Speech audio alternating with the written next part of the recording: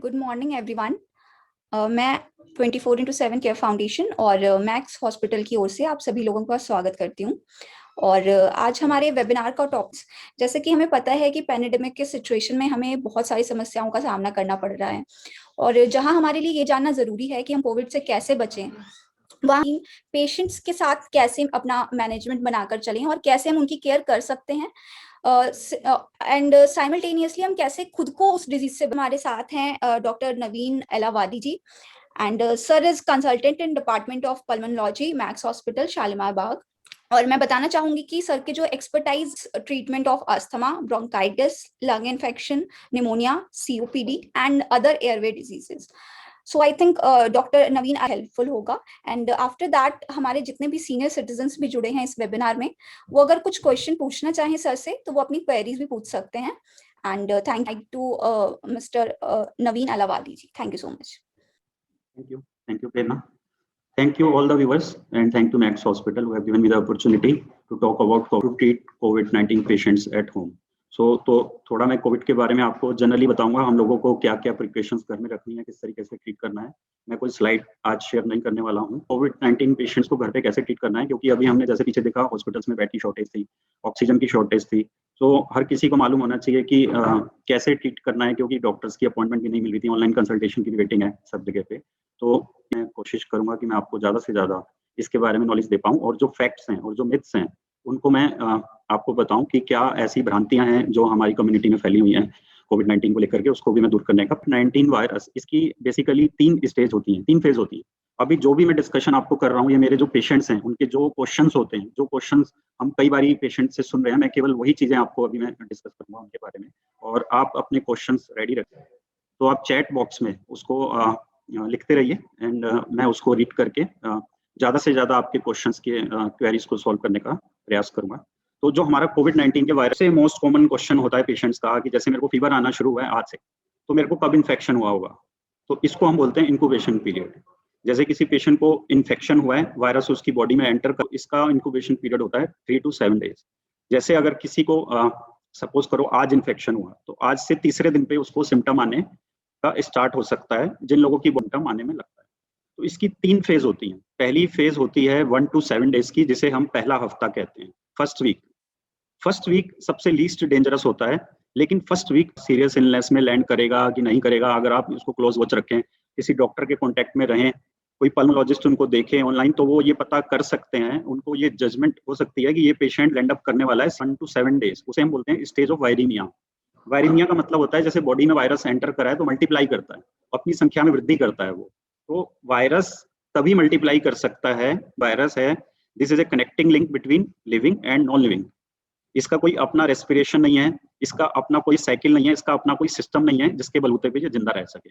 अगर वायरस हमारे एनवायरनमेंट में ये डेड हो जाता है एनवायरनमेंट में, इसको कोई फ्रेश बॉडी मिलनी चाहिए, कोई ह्यूमन बॉडी मिलनी चाहिए जिसके अंदर ये एंटर करके सेल्स के अंदर जाकर के मल्टीप्लाई करता है, जो बॉडी की सेल्स होती हैं। तो उसे हम बोलते हैं स्टेज ऑफ वायरीमिया, जो कि 7 दिन तक रहती है। 7 से जो कि बहुत ज्यादा डेंजरस फेज होता है, स्टेज ऑफ इन्फ्लेमेशन।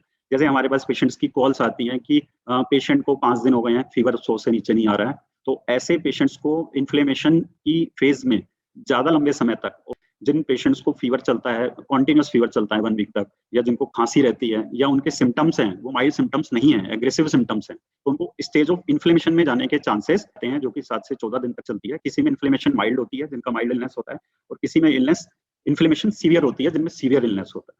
तो अगर इन्फ्लेमेशन की फेज सीवियर है तो ऐसे पेशेंट्स हैं, और 14 दिन के बाद जो हमारा तीसरा हफ्ता होता है उसे बोलते हैं स्टेज ऑफ रिकवरी, इसमें रिकवरी होती है। तो फर्स्ट 7 डेज हो गए स्टेज ऑफ वायरीमिया, जिसमें वायरस रेप्लिकेट करता है। 7 to 14 डेज हो गए हैं हमारे स्टेज ऑफ इन्फ्लेमेशन, होता है वायरस के अगेंस्ट में। तो जो बॉडी का रिस्पॉन्स है उसे हम इन्फ्लेमेशन बोलते हैं। अगर इन्फ्लेमेशन ये बहुत ज्यादा बढ़ जाती है तो इसको बोलते हैं साइटोकाइन स्टॉर्म सिंड्रोम। जैसे कि हम देखते हैं कि कोई पेशेंट्स हैं जिनका ऑक्सीजन लेवल 90 था, 60 हो गया, तो ऐसे पेशेंट साइटोकाइन स्टॉर्म सिंड्रोम में जाते हैं। तो साइटोकाइन स्टॉर्म क्या है? साइटोकाइन हमारे गॉड की तरफ से गिफ्ट मिला हुआ है कि साइटोकाइन जो होते हैं हमारे बॉडी रिलीज होते हैं ज्यादा से ज्यादा मात्रा में, ताकि वो वायरस को किल कर सकें।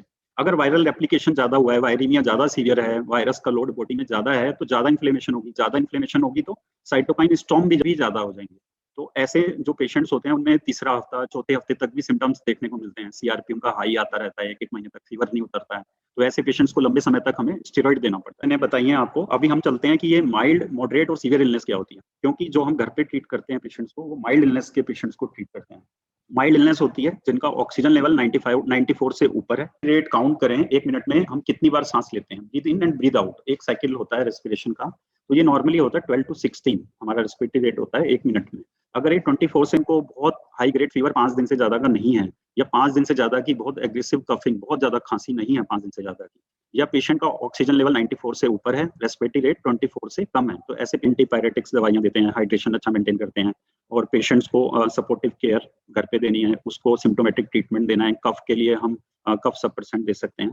तो इस तरीके के पेशेंट घर पे ट्रीट किए जाते हैं। लेकिन पेशेंट से कम आ रहा है, या रेस्पिरेटरी रेट 24 से ज्यादा है, या पेशेंट का फीवर नहीं उतर रहा है 5 दिन से ज्यादा तक, या पेशेंट को खांसी 5 दिन से ज्यादा तक बहुत ज्यादा है, तो ऐसे पेशेंट मॉडरेट इलनेस में माने जाते हैं। ऐसे पेशेंट को भी, जैसा कि हमने देखा कि सब जगह बेड्स की शॉर्टेज हुई है, ऑक्सीजन की शॉर्टेज हुई है, तो ऐसे पेशेंट्स को हमें घर पे ट्रीट करना पड़ा। इवन मॉडरेट इलनेस नहीं, सीवियर इलनेस वाले पेशेंट भी घर पे ट्रीट हुए हैं। तो पहले तो मैं इसको कवर करूंगा कि माइल्ड इलनेस में हमें क्या क्या ट्रीटमेंट, सीवियर इलनेस की भी हम बात करेंगे। तो माइल्ड इलनेस में हम और क्या क्या कर सकते हैं। जैसे माइल्ड इलनेस है, पेशेंट का फीवर अगर नहीं उतर रहा है, जैसे 5 दिन तक लगातार फीवर चल रहा है, तो ऐसे पेशेंट्स को इन्फ्लेमेटरी फेज में हाई इन्फ्लेमेशन होने के चांसेस, वायरल दवाइयां जैसे कि एंटीवायरल दवाइयां हमारी की फेविपावीर, जैसे कि टैबलेट फॉर्म में अवेलेबल है, जिसे हम फेविफ्लू कहते हैं, वो भी स्टार्ट कर सकते हैं। लेकिन बेटर रहेगा कि हम फेविफ्लू डे 1 पे शुरू करें।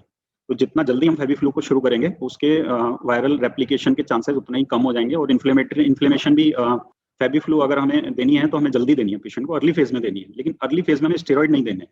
स्टेरॉइड हम देते हैं इन्फ्लेमेटरी फेज में 7 डेज के बाद में। लेकिन हम गलती क्या कर रहे हैं कि डे 1 पे ही हम हाई डोज स्टेरॉइड, तो हाई डोज स्टेरॉइड जैसे कि पहले ही अगर पेशेंट को मिल जाते हैं तो उसके साइड इफेक्ट्स देखने में ज्यादा आ रहे हैं। तो ये हमें करने से बचना है कि जिन पेशेंट को स्टेरॉइड की जरूरत नहीं है उनको स्टेरॉइड नहीं देने हैं। और अगर पेशेंट को बहुत हाई ग्रेड फीवर है तो वीर स्टार्ट करनी है। इसके अलावा हम आइवरमेक्टिन दे सकते हैं, जिसकी डोज है 12 milligram once daily for 3 days. ठीक है, लेकिन हम गलती क्या करते हैं कि हम 10 दिन, 12 दिन, 15 दिन तक आइवरमेक्टिन देते चले जाते हैं। जो इसका रोल है, जो स्टडीज में आया है, केवल 3 डेज के लिए यूजफुल है। इसकी डेज और एजिथ्रोमाइसिन, इन दोनों में से एक ही देनी है, इधर एजिथ्रो और doxycycline. Azithromycin 500 milligram once daily 5 days के लिए दे सकते हैं।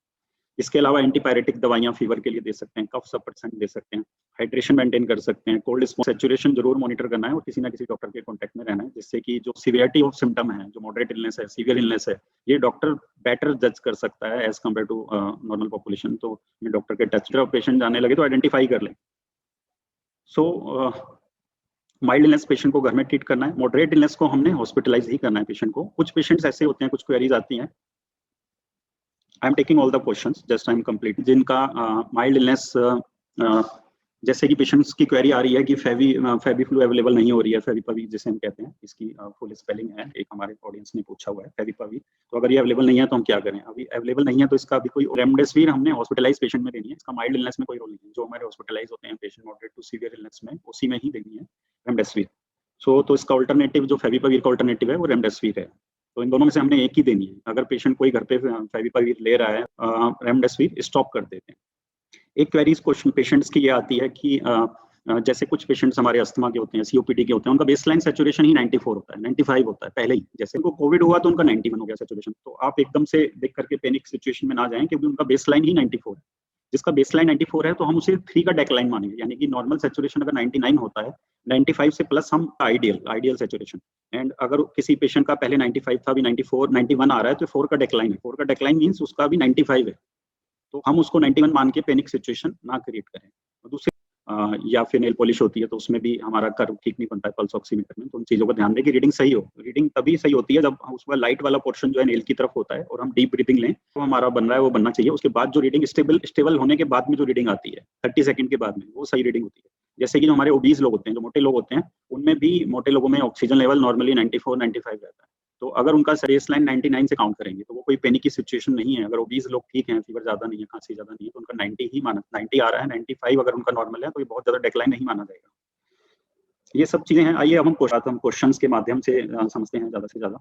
आई होप कि अभी तक मैंने जितना डिस्कस किया है सब लोगों को समझ में आया होगा। First question is, good morning sir, I have been tested positive for COVID with symptoms on 29th April. Will find not okay as previously I feel a gush of air entering my lungs while I sleep. My heart pounds higher. I feel stress. My CRP was 6.5 on 4th May. Can you please advise me with any medical test? Yes, sir, you can do. Your CRP level is high. You can do your chest X-ray, simple chest X-ray, T-chest, and steroid to be started for you because you have entered in your second phase of illness, that is inflammatory phase. You have symptoms from 29. So today is your 12th or 13th day. So you should do your chest X-ray and other tests like D-dimer, ferritin, and IL-6.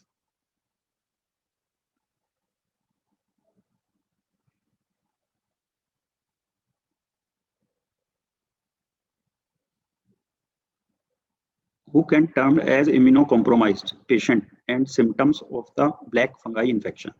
पहली बात तो black fungi जो हम news में इतना ज्यादा देख रहे हैं, तो ब्लैक फंगस उन्हीं पेशेंट्स को हुई है जिनको स्टेरॉइड बहुत हाई डोज में मिल रहे हैं. Just a second.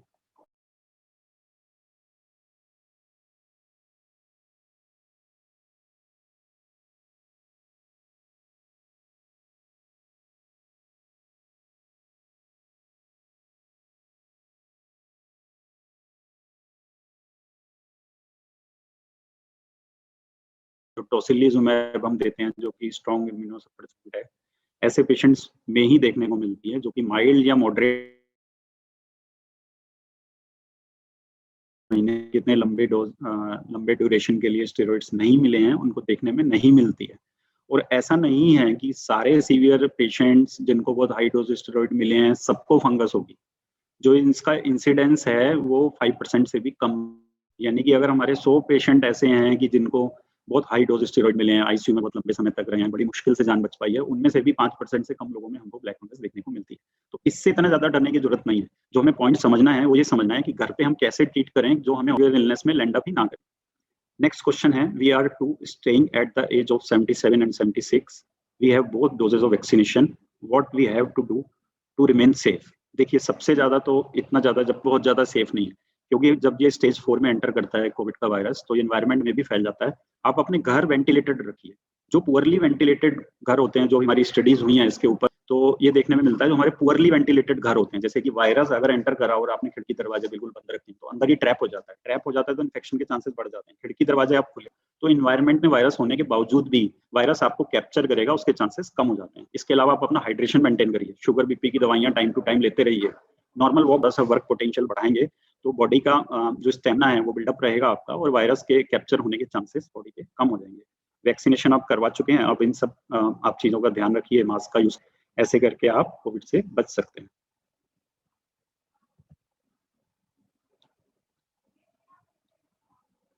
Sir, I was having COVID symptoms and I have not done test, but now my BP is low.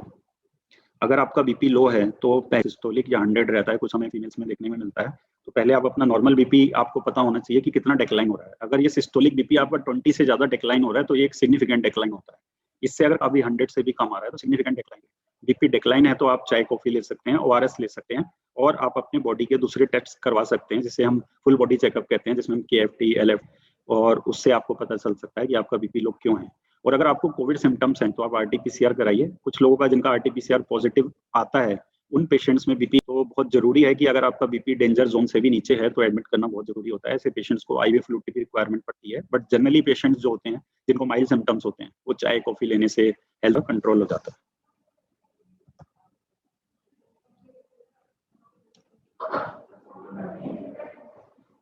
Also, I am taking medicine, included steroid medicine, as of prednisolone 5 days, then 8 milligram for 3 days, and then 4 milligram for 4 days.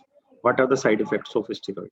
देखिए, आपने जो steroid लिया है वो बहुत low dose में लिया है. हम जब पेशेंट को हॉस्पिटल 100 मिलीग्राम से भी ऊपर कई बार स्टेरॉइड देना पड़ता है, तो 16 मिलीग्राम या आपने 5 डेज, 3 डेज और 4 डेज के लिए लिया है. 5 + 3 8 and 8 + 4 12 डेज. 12 डेज के लिए आपने स्टेरॉइड लिया है, वो भी आपने टेपरिंग डोज में लिया है. तो मुझे नहीं लगता. Spelling of Fabiflu is basically Fabiflu. This is not Fabiglue. This is Fabiflu. But the salt name is Favipiravir. This is antiviral medicine. Favipiravir. Sir, I got discharged from hospital, but still my saturation dropped to 88 to 90% when I go to washroom. Sir, आपका ये question 90% पे ये लग रहा है कि आप severe illness में गए होंगे, जब आपका सैचुरेशन, जब आप एडमिट होंगे तो आपका हो सकता है 85 से भी कम हो, आप ऑक्सीजन पे रहे हो लंबे समय तक। तो ऐसे पेशेंट जिनका सैचुरेशन बहुत डाउन चला जाता है, सीवियर इलनेस में होते हैं ज़्यादा, तो ऐसे पेशेंट लंग फाइब्रोसिस में एंटर कर जाते हैं। तो आप अपने डॉक्टर से मिलिए। जो एंटी फाइब्रोटिक दवाइयाँ हैं जैसे कि परफिनेडियोन होती है, एक म्यूसिनेक होती है, एंटीऑक्सीडेंट्स इसमें देते हैं, या स्टेरॉइड लंबे समय तक चलते हैं, लेकिन हमें स्टेरॉइड बहुत केयरफुली और डॉक्टर के से अपनी ये 2 या 3 दवाइयाँ आप इसको स्टार्ट करवाइए। टेस्ट की फिजियोथेरेपी करिए, इंसेंटिव स्पायरोमीटर जिसे हम बॉल उठाने वाली एक्सरसाइज करते हैं वो करिए, डीप ब्रीथिंग करिए, प्रोनिंग करिए, जिससे आपका सैचुरेशन लेवल बढ़ जाएगा।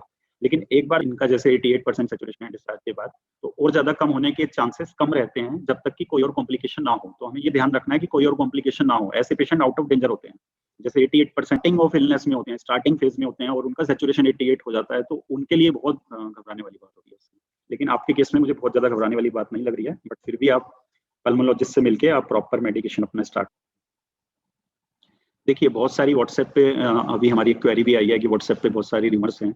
आप रिमर्स की तरफ नहीं जाइए। जो भी आज मैं आपको बता रहा हूँ ये सब फैक्ट्स पे और जो हमारे रिसर्च, हमारी ICMR की गाइडलाइन इंडिया की, उसके ऊपर आधारित है जो भी मैं बता रहा हूँ। जो भी व्हाट्सएप पे रिमर है आप यहाँ पे टाइप कर सकते हैं। I will try to answer कि ये रिमर सही है या गलत है। How can we take care of sugar patients? देखिए जब हम स्टेरॉइड देते हैं तो उनका शुगर लेवल अनकंट्रोल हो जाता है। पहले से ही डायबिटीज है तो शुगर की दवाइयां हमें बढ़ानी पड़ती हैं और कई बार इंसुलिन भी लेना पड़ता है। तो ऐसे पेशेंट जो घर पे स्टेरॉइड ले रहे हैं उनका शुगर मॉनिटरिंग बहुत जरूरी है। एटलीस्ट 3 टाइम्स उनकी शुगर मॉनिटरिंग बहुत जरूरी है। और कई बार ऐसे पेशेंट जिनकी 500 से ऊपर चली जाती है, बॉडी में कीटोन्स बन जाती है, तो यूरिन में कीटोन का टेस्ट करना बहुत जरूरी है। तो आप डायबिटीज स्पेशलिस्ट के कॉन्टैक्ट देख रहे हैं, उनके भी कॉन्टैक्ट में रहिए, दोनों के कॉन्टैक्ट में रहना जरूरी है। शुगर के लिए अगर शुगर कंट्रोल नहीं हो पा रही है तो डायबिटीज स्पेशलिस्ट के कॉन्टैक्ट में रहना घर पे बहुत जरूरी है। आरबीसी और डब्ल्यूबीसी प्लेटलेट डाउन हो जाती हैं।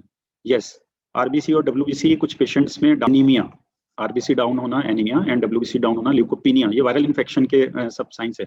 कोविड में नहीं, आपसे पहले भी जो भी वायरल इन्फेक्शन होते थे उसमें हमें ल्यूकोपीनिया देखने को मिलता था। एक बात समझने की, बहुत ज्यादा डेंजरस होता है। तो ऐसे पेशेंट जिनको ल्यूकोपीनिया हो रहा है, डब्ल्यूबीसी काउंट कम हो रही है, तो आप डॉक्टर के कॉन्टैक्ट में रहना बहुत जरूरी है।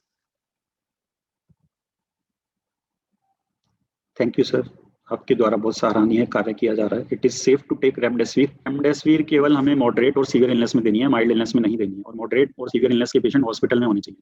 रेमडेसिविर से ये भी देखने में आ रहा है कि पेशेंट्स को साइड इफेक्ट्स भी हो रहे हैं और ये बहुत स्ट्रॉन्ग एंटीवायरल है। तो आप घर पे इसका बिल्कुल प्रयोग मत। का प्रॉब्लम है क्योंकि प्रोलोंगेशन होता है, ईसीजी में अगर कोई डिफेक्ट है या कोई हार्ट का प्रॉब्लम है, तो ऐसे पेशेंट्स तो रेमडेसिविर बहुत ध्यान से लें। उनकी पल्स रेट चेक करते हैं, तो ये देखने में आ रहा है कि पल्स रेट भी रेगुलर हो जाती है रेमडेसिविर लेने के बाद, क्योंकि प्रोलोंगेशन हो जाता है, होती है वो भी बढ़ जाती है। तो आप किसी डॉक्टर के कॉन्टैक्ट में रह के ही या हॉस्पिटलाइज होकर ही रेमडेसिविर लीजिए। इसलिए इसको घर पे लेना स्टॉप कर दिया गया। Remdesivir is a short name, one query is that, kindly is brand name. I am also suffering from sleep apnoea, recovered from COVID. बहुत अच्छा क्वेश्चन पूछा इन्होंने कि अगर स्लीप एपनिया से रिकवर हुए हैं, अभी कोविड से भी रिकवर। स्लीप एपनिया के जो पेशेंट होते हैं रात में उनको खाता है और सांस अटकने का प्रॉब्लम, जिसे हम एपनिया कहते हैं, वो होता है, जिसकी वजह से उनका ऑक्सीजन लेवल दिन में भी कम रहता है। तो ऐसे पेशेंट के लिए बहुत जरूरी है कि अपना ऑक्सीजन लेवल मॉनिटर करते रहें, किसी डॉक्टर के कॉन्टैक्ट में रहें और अपना दवाई टाइम टू टाइम लेते रहें, बॉडी का हाइड्रेशन मेंटेन रखें। Thank you, sir. Thank you for your appreciation. Post-COVID recovery sometimes, if oxygen level is 92, 93, like to know the precautions. Yes, इनका 92, 93 है, तो सेम वही सारी चीजें हैं, वही सारी फॉलो करनी है। अपने किसी डॉक्टर के कॉन्टैक्ट में रहना है, ऑक्सीजन लेवल मॉनिटर करते रहना है, डीप ब्रीदिंग एक्सरसाइजेस करनी है, प्रोनिंग करनी है, उल्टे लेटना है। अगर ऑक्सीजन 92 से कम आता है तो लगाना है, ट्राई करना है। ऑक्सीजन लेवल आप 92 से 90 में भी हम 92 से 96 ही टारगेट करते हैं। When the vaccine of first dose should be taken after recovery from the COVID. देखिए जो वैसे तो 14 डेज है, 2 वीक्स है। 2 वीक्स के बाद में, कोविड की रिकवरी के 2 वीक्स के बाद में आप वैक्सीन ले सकते। कुछ पेशेंट्स होते हैं जिनमें सीआरपी लेवल, जो वायरल एक्टिविटी को बताता है, वो बढ़ा रहता है कोविड के बाद में भी। तो अगर ऑलरेडी वायरल एक्टिविटी बॉडी के अंदर चल रही है और आपने वैक्सीन ले ली, वैक्सीन क्या है? वैक्सीन के अंदर भी तो वायरस है, ठीक है, जो हमारी कोविड आरएनए वायरस है, काइंड ऑफ लाइव वायरस जिसको बोलते हैं, ठीक है। तो ये वायरस पार्टिकल है। कोवैक्सीन में वायरस को हमने डेड करके, उसको किल करके, उसको इनएक्टिव करके डाला है। और जो कोविशील्ड है उसमें वायरस का हमने फंसी है। ऑलरेडी आपके अंदर बॉडी में वायरल एक्टिविटी चल रही है, आप एक और वायरल एक्टिविटी को देंगे तो कुछ लोग सीरियस इलनेस में भी चले जा रहे हैं। तो बेटर है कि जो पेशेंट बहुत एजेड हैं, जिनको मल्टीपल प्रॉब्लम्स हैं, हार्ट डिजीज हैं, कोई लंग्स के हैं, अगर सीआरपी नॉर्मल है तो वो वैक्सीन ले सकते हैं। अदर पेशेंट जो हेल्दी हैं, जो यंग हैं, उनको सीआरपी कराने का जरूरत नहीं है। और जो माइल्ड इलनेस में है या मॉडरेट इलनेस में है, उनको भी कराने का जरूरत नहीं है, वो डायरेक्टली वैक्सीन ले सकते हैं 2 महीने के बाद में। व्हाट इफ पेट इज, बहुत ज्यादा रिसर्च नहीं हुई है, लेकिन ऐसा भी रिसर्च में देखने को मिला है कि टाइगर्स में देखने को, लॉयंस में देखने को मिला है कोविड-19। तो ऐसा हो सकता है कि आपका पेट भी इन्फेक्टेड हो कोविड से, तो आपके घर में अगर कोई भी कोविड, लेकिन अभी इस बारे में और रिसर्च होनी बाकी है। लेकिन पेट में सीवियर इलनेस देखने में नहीं मिल रही है। What is the maximum duration of steroid? देखिए, मॉडरेट टू सीवियर इलनेस में हमें 15 से लेकर के 30 दिन तक स्टेरॉइड देना पड़ता है। ऐसे नहीं देना चाहिए, लेकिन अगर देने की जरूरत पड़ती है या पेशेंट घर पे ट्रीट कर रहे हैं तो हमें 7 डेज में स्टॉप कर देना चाहिए। मॉडरेट टू सीवियर इलनेस में 15 से 30 दिन तक देना चाहिए, लेकिन अगर पेशेंट लंग फाइब्रोसिस में जा रहे हैं तो फिर हमें लंबे समय तक भी देने की जरूरत। How to keep track of sanitisation in such conditions? आप अपने हाथों को बार बार सैनिटाइज करते रहें या फिर धोते रहें। हैंड वॉश से यूज उसको करटाइजर, आपने सैनिटरी मेजर्स, अपना मास्क, सोशल डिस्टेंसिंग, इन सब का पालन करना है जब तक कि ये हमारा जो कर्व है ये सेटल ना हो जाए या फिर COVID. How to and how long FabiFlu 200 to be taken? FabiFlu की जो डोज है, जो फर्स्ट डे पहला दिन या स्टार्टिंग की 2 doses 1800 milligram 1800 milligram day 2 onwards the dose is 800 milligram twice daily. जैसे कि आपने 1800 मिलीग्राम अगर आज इवनिंग में लिया है तो कल मॉर्निंग में 1800 लेनी है, कल इवनिंग से आपने 800, परसों से 800, मॉर्निंग इवनिंग ऐसे लेनी है। तो 200 मिलीग्राम की जो टैब होता है, लेकिन इसमें डरने की बात नहीं है क्योंकि ये बहुत सेफ मेडिसिन है। तो इसका डोज बहुत हाई है। हाँ, fine. Good morning sir, if a asthmatic person is no fever, saturation 97%, taking nebulizer, only chest strain, no need of doing CT scan। ये एक बहुत बड़ा मिसकंसेप्शन है जो व्हाट्सएप पे हमारे रिमर्स हैं कि पेशेंट को कोविड रिपोर्ट पॉजिटिव आया, आगे देखने में मिलेंगे 2 साल में, क्योंकि एक CT स्कैन इक्वल होता है 100 एक्सरे के। तो कितना रेडिएशन एक्सपोजर आप ले रहे हैं? माइल्ड इलनेस में तो CT स्कैन करने का बिल्कुल जरूरत नहीं है, या कुछ चीजें हमें एक्सरे में देखकर भी पता चल जाती है। अब आप स्कोर से उसका कुछ खास कर नहीं पाएंगे, होगा मान लो 3 या 4 होगा, CT स्कैन में स्कोर 6 आ गया, तो 3 और 4 और 6 में कोई मैनेजमेंट थोड़ी उसका चेंज हो जाएगा। मैनेजमेंट तो चेंज होना नहीं है, तो आप बेकार में उसका जो रेडिएशन का एक्सपोजर है वो अपने ऊपर ले रहे तक मत कराइए। और अगर आपको कराना ही है तो आप एक्सरे आप करा लीजिए, ठीक है। CT स्कैन बिना अपने पल्मोलॉजिस्ट की एडवाइस के मत कराइए।